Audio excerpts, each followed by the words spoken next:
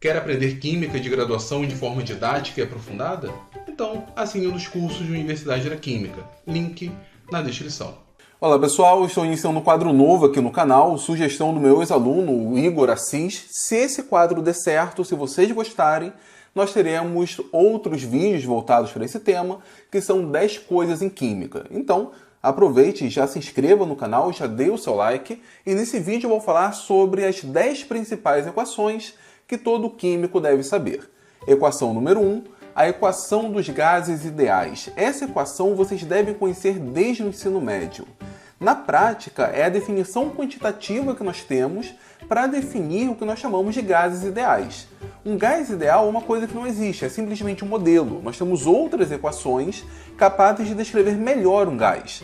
Mas nenhum gás aparece tanto na química, seja no ensino médio, seja na graduação, do que o gás ideal. E o que é a equação do gás ideal? Ela nos diz que o produto entre a pressão e o volume é igual a N, o número de mols, R, a constante dos gases, e T, a temperatura absoluta em Kelvin. Equação número 2 é a equação de Rydberg, ou Hadberg, se vocês preferirem. Nesse caso, vocês vão ver essa equação quando vocês estudarem estrutura atômica, em especial o modelo de Bohr. No modelo de Bohr, nós consideramos que a transição eletrônica ocorre de um nível de energia para outro nível de energia. E quando nós estamos falando do hidrogênio, essa equação funciona muito bem, porque Bohr ele conseguiu fazer uma associação entre as linhas do espectro e as transições eletrônicas. Então, quando nós temos um espectro atômico e registramos ali um determinado comprimento de onda, esse comprimento de onda vem exatamente da transição de um nível de energia para outro nível de energia. E a equação que consegue prever isso é uma equação bem simples, a chamada equação de Rydberg. De um lado, nós temos o inverso do comprimento de onda, e ele é igual a uma constante, a constante de Rydberg, que multiplica 1 sobre n1 ao quadrado menos 1 sobre n2 ao quadrado. Esse n aqui corresponde ao nível de energia. Então, se eu quiser saber qual o comprimento de onda associado na transição do nível 3 para o nível 4, basta colocar aqui n1 igual a 3 e aqui colocar n2 igual a 4. Fazendo essa conta, substituindo o valor de RH, a gente consegue o valor de 1 sobre lambda. Posteriormente, basta encontrar então o valor de lambda, e para o hidrogênio funciona muito bem. A gente consegue saber exatamente qual o comprimento de onda associado àquela transição. Equação número 3, regra de Huckel. Para quem já estudou química orgânica de graduação especial, a regra de Huckel é muito útil para nós verificarmos se um determinado composto é aromático ou não. O melhor exemplo de um composto aromático, de fato, é o anel benzênico. Aqui nós temos um total de 6 elétrons π. Nós temos 6 elétrons que participam da deslocalização π. Nesse caso, esse composto é aromático porque ele obedece a uma série de regras e também a regra de Huckel. Por outro lado, se nós pegarmos um composto como ciclobutadieno, nós não temos um composto aromático, porque nesse caso aqui nós temos 4 elétrons π e aqui nós temos 6 elétrons π. E por que isso importa? Porque ao ser adicionado na regra de Huckel, nós precisamos de um número inteiro para n caso tenhamos um composto aromático. Nesse caso, 4n mais 2 igual a 6 vai nos dar n igual a 1, portanto nós temos um composto aromático. Mais 4n mais 2 igual a 4, nós teremos n igual a meio, e nesse caso nós não teremos um composto aromático. Equação número 4, equação de Anderson-Hasselbalch. Muitos conhecem essa equação desde o ensino médio, e se você trabalha, por exemplo, com um sistema tampão, essa é uma equação extremamente útil. Na verdade, a gente consegue determinar o pH de um sistema tampão se nós soubermos, primeiro, o pKa do ácido trabalhado, a concentração do ácido e a concentração do sal, ou a concentração da base conjugada. Então, por exemplo, vamos supor que temos uma mistura de ácido acético, HOAC, com NaOAc. Simplesmente sabendo a concentração desse sal e sabendo a concentração do ácido, é possível determinar o valor de pH desse sistema tampão. Lembrando, como que eu sei que é um sistema tampão? Porque eu tenho um ácido fraco e sua base conjugada. Nesse caso, basta colocar a concentração do ácido no denominador, a concentração do sal, que é a base conjugada, no numerador, utilizar o pKa do ácido e com isso conseguimos determinar o pH desse sistema tampão. Equação número 5, equação de Nernst. Nesse caso, você utiliza essa equação quando trabalha com um sistema eletroquímico. Na verdade, nós somos muito acostumados a determinar o potencial padrão. Só que o potencial padrão ocorre apenas em condições padrão. Às vezes é necessário nós determinarmos o potencial real de uma célula eletroquímica. E como que nós conseguimos determinar isso? Utilizando a equação de Nernst. Na verdade, é uma correção em relação ao potencial padrão. Precisamos do potencial padrão da reação menos esse fator, RT, portanto depende da temperatura, dividido por NF. E aqui nós temos o ln de Q. O Q é o quociente reacional, ele tem o mesmo formato da constante de equilíbrio. Só que nesse caso, para determinar o potencial, não podemos determinar no equilíbrio, uma vez que o potencial no equilíbrio é igual a zero. Essa equação é conhecida por outras formas. Talvez a forma mais comum seja E igual a zero menos 0,0592 dividido por N log decimal de Q.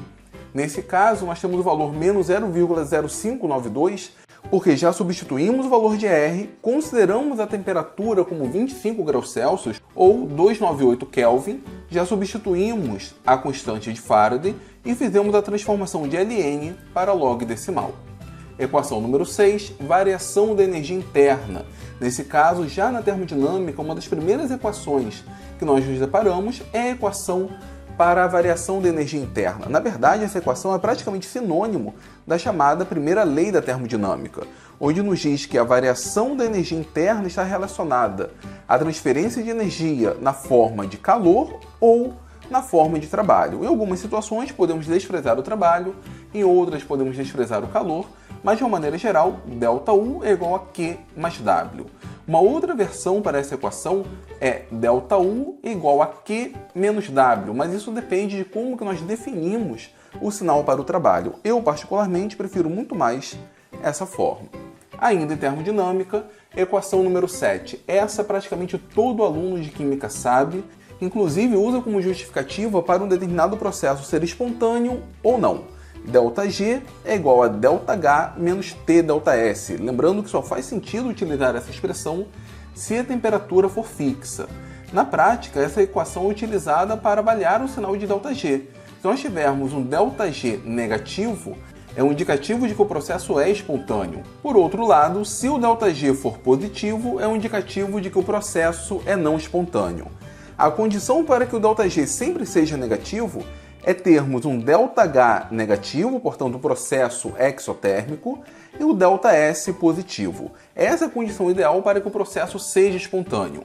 A condição para que o processo não seja espontâneo é o ΔH positivo e o ΔS negativo, ou seja, tivermos uma redução na entropia do sistema. Em condições como essas, o processo não vai ser espontâneo. Podemos, entretanto, misturar esses sinais e termos algumas condições onde o ΔH predomina e outras onde o ΔS predomina. Equação número 8, tempo de meia-vida, já saindo então da termodinâmica e indo para a cinética. O tempo de meia-vida nos diz o tempo em que uma determinada substância tem sua concentração reduzida à metade. O tempo de meia-vida ele pode ser aplicado para qualquer tipo de reação, mas em especial para uma reação de primeira ordem, e isso inclui principalmente as reações que envolvem o decaimento radioativo. Nós temos um valor do tempo de meia-vida que depende apenas da constante da reação, não depende da concentração. Então, para reações de primeira ordem, de novo, as reações de decaimento radioativo podem ser consideradas reações de primeira ordem, nós temos que o tempo de meia-vida vai ser simplesmente ln de 2 dividido pela constante da reação. Inclusive, essa é uma forma bem interessante de acharmos a constante de velocidade. Basta pegar o ln de 2 e dividir pelo tempo de meia-vida, que pode ser medido bem facilmente em algumas situações, é claro. Equação número 9, lei de Arrhenius. A lei de Arrhenius nos possibilita ver a relação entre a constante de velocidade e a energia de ativação. Na prática, quanto maior for a energia de ativação, menor será a constante de velocidade e vice-versa.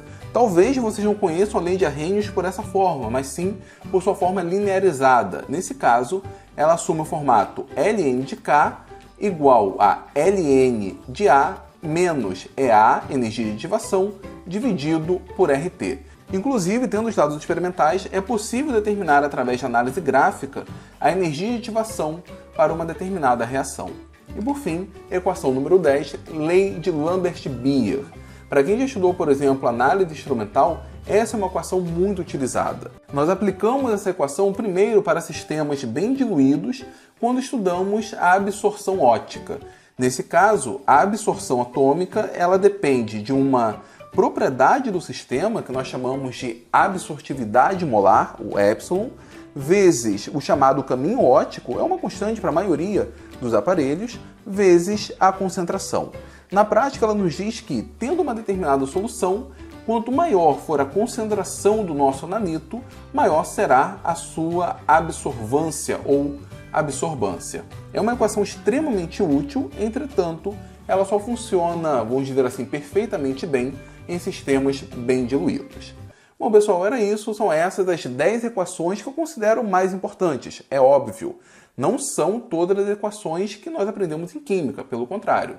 Agora, se vocês deixarem mais sugestões aqui nos comentários, de repente tem a parte 2 desse vídeo, tá ok? Então, deixe o seu like, compartilhe esse vídeo se vocês gostaram e, principalmente, se inscrevam no Universidade da Química.